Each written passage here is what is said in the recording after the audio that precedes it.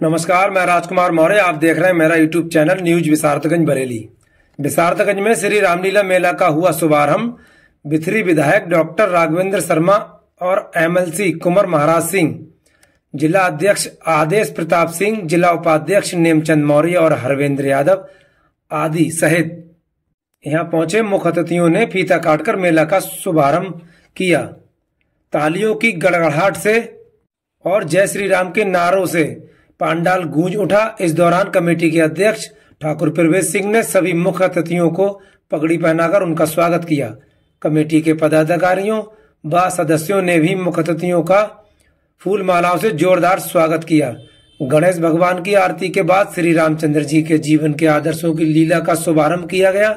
जिला अध्यक्ष और जिला उपाध्यक्ष नेमचंद मौर्य ने यहां मौजूद लोगों को रामलीला मंचन की विशेषताओं के बारे में बताया।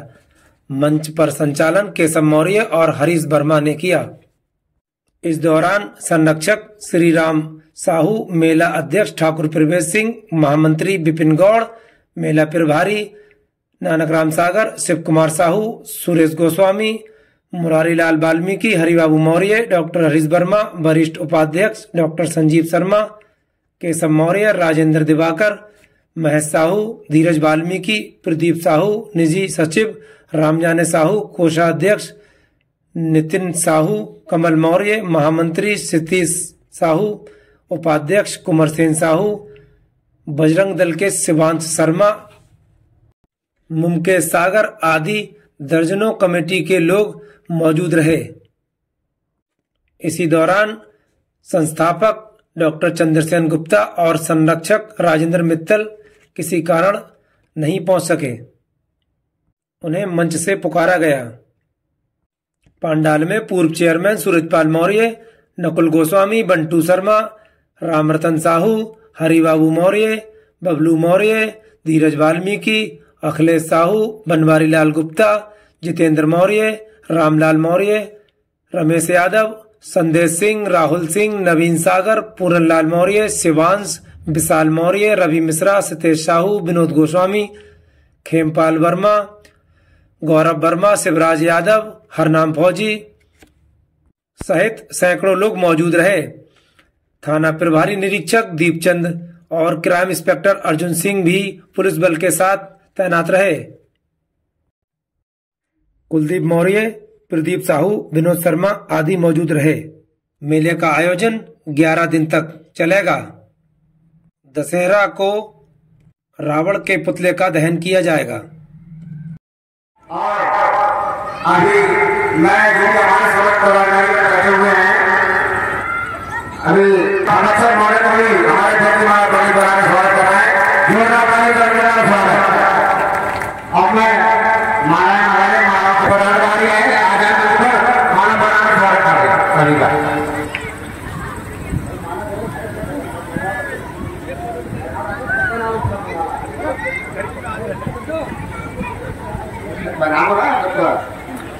तालियों का स्वागत हमारे चैनल में बनाएंगे नाम के जगह हम मामूल के आज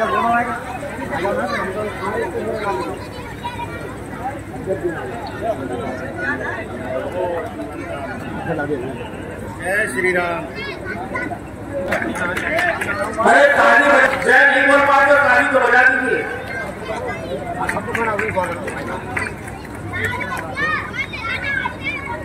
भैया सबसे स्वागत है।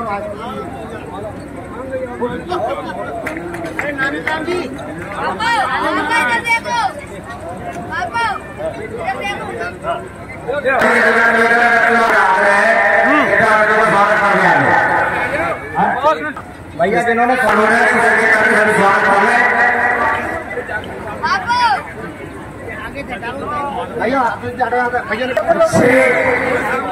राजेश कुमार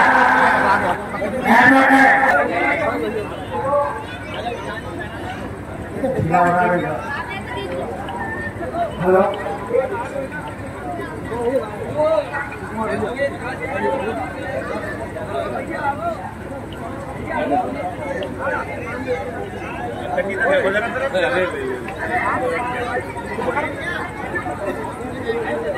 समस्त श्री राम कमेटी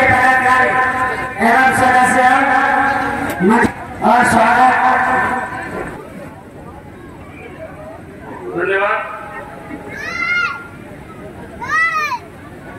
आज विशालगंज की इस रामलीला में यहाँ मुख्य अतिथि के रूप में पधारे आदरणीय भुवन महाराज सिंह जी, मित्र विधायक डॉक्टर राघवेंद्र शर्मा जी, जिला अध्यक्ष भाई आदेश प्रताप जी, सभी पार्टी के कार्यकर्ता साथी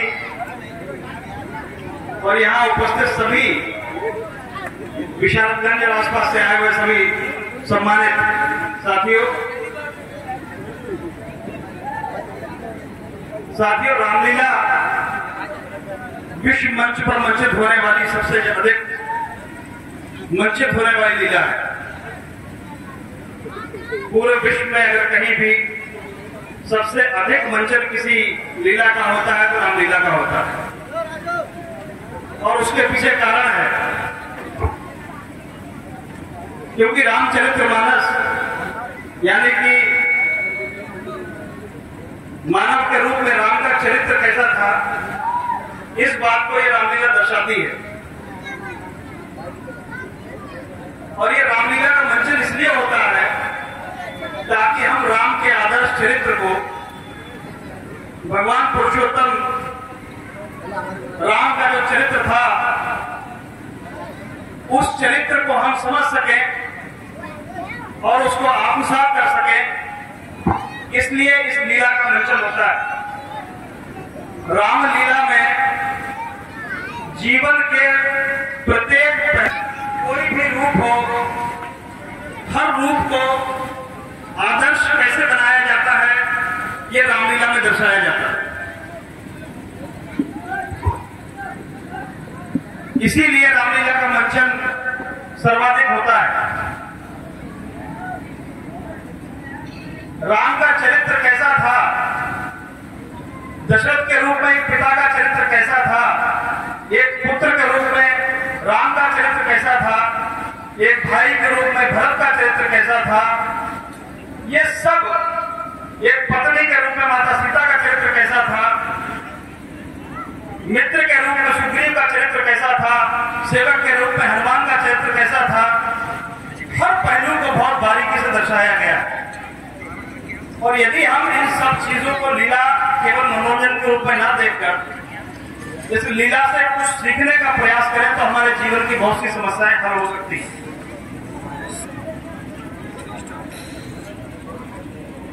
हम देख रहे हैं कि वर्तमान में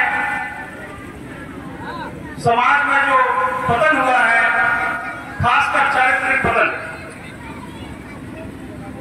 उस समय से ही हमें सीख ले लेनी चाहिए,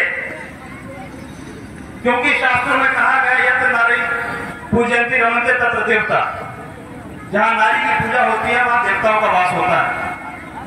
और आपने ये देखा होगा कि उस समय में भी जब भी नारी का अपमान हुआ है, तो चाहे वो अमृत को लिए हुए रावण हो, उसको भी अपने प्राण देने पड़े हैं, तो चाहे महाभारत में द्रौपदी के कारण जो महाभारत हुई, एक नारी के अपमान के कारण जो महाभारत हुई, उसमें चाहे बहुत महाबलशाली योद्धा, महापराक्रमी कर्ण जैसे योद्धा, दुर्योधन जो अजय था, जिसको कोई जीत नहीं पाता था, जिसका शरीर वज्र का था, जो कभी मर नहीं सकता था, उसको भी मृत्यु का वर्ण करना पड़ा। पितामह भीष्म, जिनको इच्छा मृत्यु का वरदान प्राप्त था। तो इन सब चीजों से हम सीख सकते हैं कि नारी का जब भी अपमान हुआ है तो महाविनाश हुआ है। हमें यह सीखना चाहिए। कर्ण बड़ा योद्धा था। जब युद्ध चल रहा था तो कर्ण का रथ जो था, अर्जुन जब तीर मारते थे तो कई फीट पीछे हट जाता था, और कर्ण जब तीर मारता था तो 2-3 इंच हटता था। भगवान कृष्ण जो सारथी बनकर बैठे तो उन्होंने उसकी तारीफ की। उसने कहा, वाह कर्ण, ऐसा योद्धा तो युगों युगों में एक बार पैदा होता है। अर्जुन को यह बात बड़ी खराब लगी। अर्जुन ने कहा, मैं जब तीर चला, महाबली बाली जो था बाली को यह वरदान प्राप्त था कि उसके सामने जो भी आएगा उसका आधा बल उसमें चला जाएगा। आप सोच के देखिए कौन ऐसा दुनिया में योद्धा था जो उसको जीत सकता था? कोई भी योद्धा ऐसा नहीं था कि उसका आधा बल उसमें चला जाता स्वयं। लेकिन केवल तारा जो सुग्रीव की पत्नी थी उसका हरा करने की वजह से उसको अपने प्राण गंवाने पड़े। और जब उस मृत्यु हुई, जब तीर लगा, राम ने उसको तीर मारा जो मृत्यु के करीब था, तो राम जब उसके पास थे तो उसने पूछा था कि मैं वैरी सुग्रीव प्यारा कारण कवन नाथ मोहि मारा, कि मैं तो वैरी हो गया और सुग्रीव आपको इतना प्यारा हो गया, मैंने ऐसी क्या कथा करी जो आपने मैं आपका वैरी कैसे हो गया? तब राम ने कहा था कि अनुज वधु भगनी सुत नारी रेसठ कन्या संगे चारी, इन्हीं कुदृष्टि बिलो कर जोई, ताए बधे कछ पाप ना होई। उन्होंने कहा कि ये छोटे भाई की पत्नी पुत्र वधु, यानी कहने का आशय यह है कि अपनी पत्नी को छोड़कर किसी और पराई स्त्री पर जो दृष्टि डालता है और खासकर इतने करीब जो कन्या समान है उन पर दृष्टि डालता है, उसको मारने में कोई पाप नहीं लगता, इसलिए तुझे मारा मैंने। तो इस बात को हम सबको समझना चाहिए। लीला इसलिए होगी ताकि हम सब इन चीजों को समझ पाए। ये केवल मनोरंजन का साधन नहीं है, ये केवल मनोरंजन के लिए नहीं है, ये केवल इसलिए इनका प्रदर्शन इसलिए ज्यादा होता है, समाज में इसका प्रचलन रामलीला का इसलिए बहुत ज्यादा बढ़ गया कि हम इस लीला के माध्यम से समाज को एक संदेश दे सके कि एक आदर्श जीवन कैसा होता है, मानव को अपना जीवन कैसे व्यतीत करना चाहिए, ये संदेश दिया गया। भाई भाई का प्रेम इतना दर्शाया गया है। आज भाई भाई की जान देने को तैयार है। एक मेल अगर भाई की हो जाए तो वहां भगवान राम मालूम पड़ा, भगवान राम तो वहां बंदे भी प्रकट हुई और उन्होंने राम से कहा कि प्रभु मेरे लायक क्या सेवा है, आप बताइए, आप यहाँ हैं तो मैं क्या सेवा कर सकती हूँ आपकी? तो उन्होंने कहा मैं जिस रास्ते से आया हूँ उसमें बहुत कांटे हैं, तो जिस रास्ते से मैं गुजर के आया हूँ उस रास्ते के कांटे साफ कर दो। तो उन्होंने कहा प्रभु उस रास्ते से तो आप गुजर के आ गए, आगे अगर कहें तो आगे के साफ कर देते हैं। उन्होंने कहा नहीं, जहां से मैं गुजर के आया हूं वहां के साफ करिए।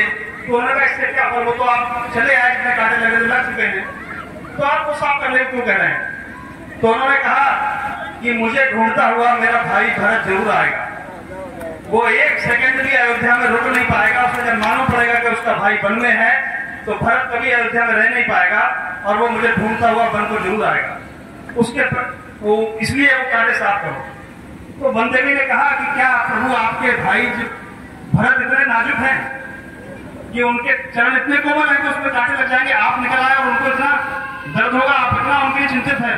उन्होंने कहा नहीं, मैं इसलिए चिंतित नहीं हूं कि इसको कांटे लग जाएंगे, वो तो बच्चे के समान देह है उसकी, उसको भाला भी लग जाएगा तो उसको नहीं करेगा। तो उनका प्रभु फिर क्या बात है? उन्होंने कहा बात यह है कि जब भरत वहां से आएगा और उस पथ पर कांटे देखेगा तो वो इस बात को लेकर बहुत दुखी हो जाएगा कि मेरे भाई के पैर में ये ऐसे कांटे चुके हैं जो राजमहल में रहते थे, इन कांटों पर चल रहे हैं, ये देख के वो बहुत दुखी हो जाएगा और मैं नहीं चाहता कि मेरा भाई इस बात को देख के दुखी हो, इसलिए वो कांटे साफ कर दो। तो ऐसा प्रेम भाई भाई में जब हो, 14 साल तक जो खड़ाऊ रख के राम की चरण पादुका रख के शासन किया हो जिस भरत ने, ऐसा भाई भी समाज में था। तो ये उदाहरण इसलिए दिए जाते हैं, लीला इसलिए दिखाई जाती है ताकि हम और आप सीख सके कि भाई का चरित्र कैसा होता है, भाई का क्या क्या होता है। देखिए जब सिंहासन पाने के लिए प्रतिस्पर्धा होती है, जब सिंहासन पाने के लिए प्रतिस्पर्धा होती है तो महाभारत होती है, महाविनाश होता है, और सिंहासन त्यागने के लिए प्रतिस्पर्धा होती है तब रामायण होती है और आदर्श चरित्र पुरुषोत्तम राम वहां से निकलता है और आदर्श चरित्र भरत का निकलता है, आदर्श चरित्र दशरथ का निकलता है। जब सिंहासन त्यागने की बात आती है तब रामायण बनती है और जब सिंहासन छीनने का संघर्ष होता है तब महाभारत होती है। ये संदेश हम सबको सीख लेना चाहिए। और आप ये लीला देखने आए हैं, सब लोग लीला देखिए और लीला देखकर आप सब लोग संदेश लेकर जाइए कि हमको अपना जीवन कैसे जीना चाहिए। भाई अगर थोड़ा सा कुछ ज्यादा आपसे ले लेता है तो बर्दाश्त कर लीजिए और ये सोच लीजिए मेरा भाई है, अगर इसने ले लिया तो कोई बात नहीं, इसका और मेरा एक ही है। इस तरह का विचार अगर आप रखेंगे मन में, और नारी सम्मान सर्वोपरि रहना चाहिए, कोई भी नारी हो, अगर हम समाज में निकल रहे हैं, ये हमारी जिम्मेदारी होती है। कोई बच्ची है, कोई नारी अगर कहीं जा रही है, उसको हम सुरक्षा प्रदान करें, ये हमारी जिम्मेदारी है। तो कम से कम हमारे समाज से बहुत सी कुरीतियां समाप्त हो जाएंगी, हमारा समाज बहुत अच्छा हो जाएगा। यही सब संदेश लेकर आप लोग घर जाइए। मैं आपसे यही सब बातें कहकर अपनी बात समाप्त करूंगा। जय हिंद, जय भारत, वंदे मातरम। हेलो।